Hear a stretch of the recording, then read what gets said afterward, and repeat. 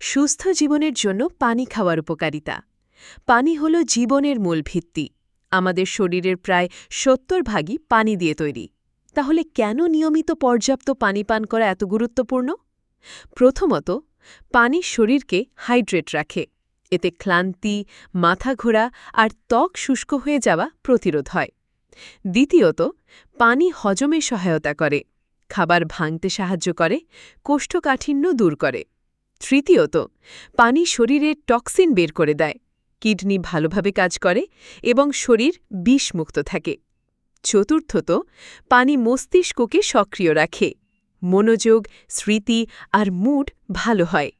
পঞ্চমত, পানি ত্বককে সুন্দর রাখে, এতে ত্বক উজ্জ্বল হয়, ব্রণ ও বলিরেখা কমে যায়। ষষ্ঠত, পানি ওজন নিয়ন্ত্রণে সাহায্য করে, খাবারের আগে ১ গ্লাস পানি ক্ষুধা কমিয়ে দেয়। সপ্তমত, পানি জয়েন্ট ও মাংসপেশিকে সুস্থ রাখে, ব্যথা ও আঘাতের ঝুঁকি কমে যায়। তাহলে প্রতিদিন কতটুকু পানি পান করা উচিত?